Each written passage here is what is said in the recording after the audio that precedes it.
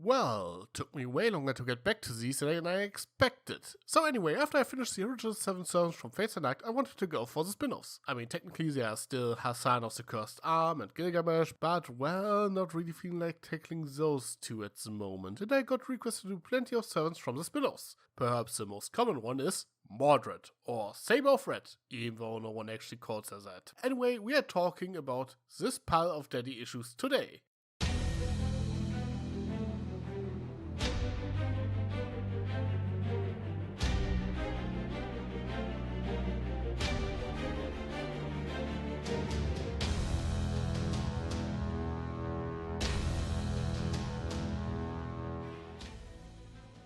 Okay, Mordred, what do we need to know about her? Well, she's a son of King Arthur. Well, or clone or whatever. Her mom is Arthur's identical looking half-sister Morgan Le Fay, and her creation involved Merlin giving Artoria a dick. And honestly, I really don't want to dwell on this. Look, I'm pretty sure you find a doujin summing it up if you really want to know. Anyway, for the most part, Mordred's abilities are rather similar to Artoria. She relies on her mana burst to boost her damage, can shoot a sword beam, and she has rather high magic resistance due to her dragon blood, though it's not quite as high as Artoria's. And now let's go for stats, and like always we go with the standard array. We put 15 points into strength. Maybe I'm just imagining it, but while Mordred looks more or less identical to her father, her muscle seems to be a bit more defined in some artwork, and unlike her father, she's a bit of a brute, relying more on overpowering her opponent with raw power, and not so much with technique. 14 goes into Constitution, as you can shrug off a lot of punishment. 13 go into Character. You might not be as charismatic as your father, but hey, you still managed to rally enough people behind you to stage a proper rebellion. A Dexterity score of 12 should do for the time being. You certainly are rather agile.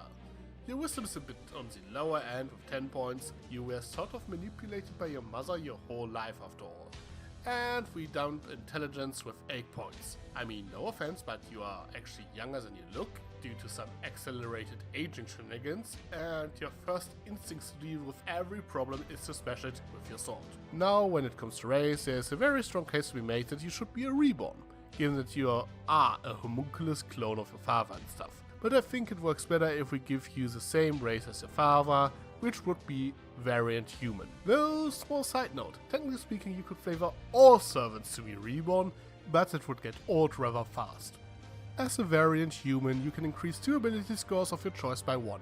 We are rolling with strength and charisma to make these scores even. In addition to that, you gain 1 proficiency of your choice. I would go with acrobatics. The most important thing, however, is that you get a free bonus feat as a variant human, and I can't really think of anything more fitting than Gift of the Chromatic Dragon to represent the blood of the red dragon flowing through your veins. For the matter, if I were to redo Artoria's build, she would get this one as well. This gives you 2 benefits. Chromatic Infusions, which allows you to add 1d4 of extra damage to your weapon attacks for 1 minute, which I think we can use as a flavor of Mana Burst, and Reactive Resistance, which allows you to give yourself resistance against a variety of damage types as a reaction, a number of times equal to your proficiency bonus, which nicely reflects your magic resistance. And since this also includes poison, it should come in handy when you're fighting this assessed that this is also a caster. For your background, well, you are a Knight of the Round Table, even if you have a complicated relationship with your fellow knights, half of them being related to you in some way.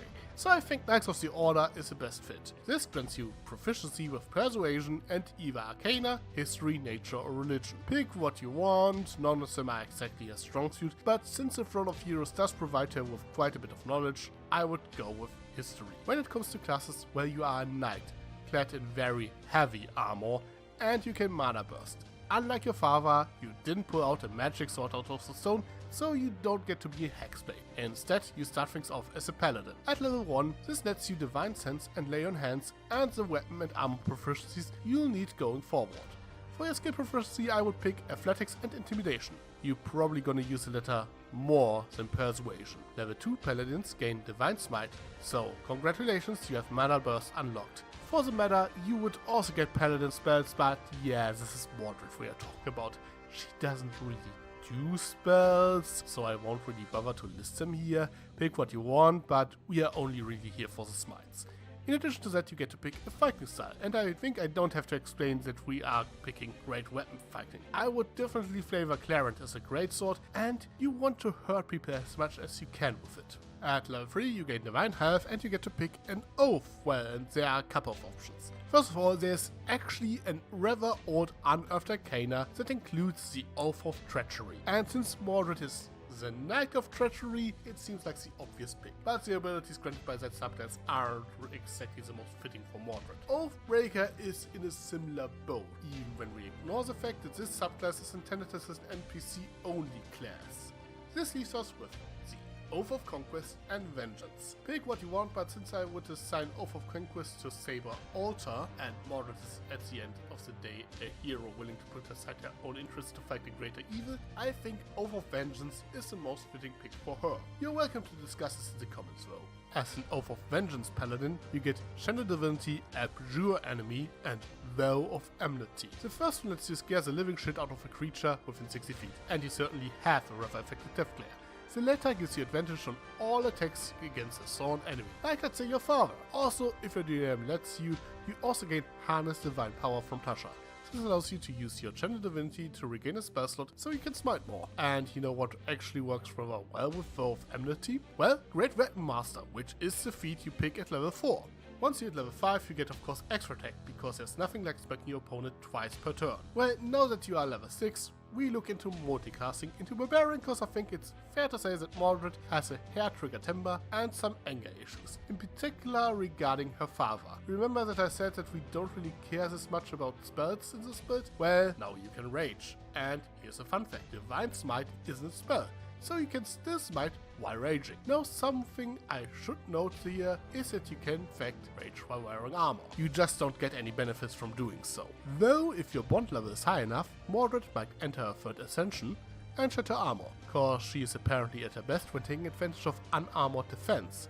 Though as your constitution and dexterity aren't that high, you might want to consider what is more important to you. To have a high AC or resistance to damage. With your 2nd level in Barbarian, you also gain Danger Sense. Your instinct rank is B, which is not quite as high as your father's, but still getting advantage on all dexterity saving throws against spells is incredibly useful. Furthermore, you get Reckless Attack, and if you have ever seen Mordred, you know her attacks are always reckless to gain that sweet advantage. Which I think I don't have to say goes very well with Great Weapon Master as well. Once you hit level 3 Barbarian, you get to pick a subclass, and I think the most suitable for you is a Berserker. Even though you haven't been summoned as a Berserker, though I'm pretty sure you could. Now before you say anything, yeah, I'm aware that other subclasses are arguably better, but I'm going with what works best for the character. I think Frenzy suits Mordred's savage fighting style more than anything else. Mordred usually relies on raw strength to overpower her opponent. Her exhausting herself to hit them a few more times seems to be rather in character to me. Just generally, you should treat this as a once per long rest ability. You don't want those exhaustion levels to pile up. One level of exhaustion doesn't impede your capabilities in combat, so it's somewhat safe to use once per day. If you are in a pinch, you can also afford to use it twice, even if the decreased movement speed can be rather bothersome. But using it 3 times sort of defeats the purpose of going into frenzy in the first place. And you know what? One more attack each turn means that you can smite 1 more time per turn. And before we go to the next level, thanks to Tasha's code of everything, you also gain Primal Knowledge, which lets you pick an additional proficiency from the Barbarian skill list, and let's face it, you probably want Perception, as it is probably the most used skill in the game. We now return to Paladin to get one of its strongest features, Aura of Protection. Now you can add your Charisma mod to all of your saving throws, which just makes you a pain for any spellcaster to deal with. Your magic resistance is maybe not quite as high as that of your father, but still rather potent. At level 7 in Paladin you get Relentless Avenger. You are not letting anyone escape. If they try to run away from you, you can now pursue them as part of your opportunity attack. At level 8 you get another ability score improvement. Now, as much as I attempted to just throw in the Tavern Brawler feat, I think I would be better off if we increase your constitution a bit, so you have more HP and better AC if you decide to leave the armor at home. With your 9th level Paladin, you get level 3 spell slots, and that's about it. By the way, I'm not telling you that you shouldn't use any spells, but Mordred would only use spell slots to fuel her mana burst. And level 10 Paladins can't be frightened, and I am pretty sure Mordred is the type of knight who would jump into danger even if it's objectively a terrible idea. Once you hit level 11 in Paladin, your mana burst is always active for an extra d8 of radiant damage on all your attacks thanks to improved Divine Smite. This does stack up rather well if you go into a frenzy, just saying. Level 12 paladins get another ability score improvement, and well, you could increase your charisma or constitution or maybe even dexterity, but I think you probably want to make sure that you actually hit your opponents hard, so let's boost your strength score up to 18. Level 13 is when you get level 4 spell slots, and again, we don't really care much about spells in this build, though I would at least consider using Aura of Purity if you find yourself in combat with Semiramis. At level 14 you get a Cleansing Touch, so you can shrug off some nasty spells she puts on you. Once you hit level 15 you also gain Soul of Vengeance. As long as Vow of Enmity is in effect, you can use your reaction to make an attack whenever your sworn enemy makes an attack. I think this is somewhat what happened when your father attacked you with Rogominiat and killed you. Did I pronounce that right? In either case, more attacks means more opportunities to smite. Once you hit level 16, you get another ability score improvement, which we use to max out strength. Though, depending on how you feel about it, you can also increase your constitution for more HP and higher AC without armor. And then we cap things off at level 17 in Paladin, where you get your 5th level spell slots, and probably the only spell we care about in this build. Because now you can cast Destructive Wave, so you can use Clarent Blood Arthur to your heart's delight. And that's Mordred's build. As you can see, like Artoria, this was mostly a Paladin build, though I think this was to be expected and I think it does feel different enough. The build for Artoria is actually better suited to outlast multiple encounters, while the Mordred build excels in burst damage, which I think suits your different personalities rather well. But what do you think? Would you build Mordred differently? What servants do you want me to build next? Let me know in the comments below. I am Tricky Fox. Stay foxy. Sly as a fox, you got me under your spell. But you know I'll never tell that I know you know so well. Sometimes you can be too smart for you're a good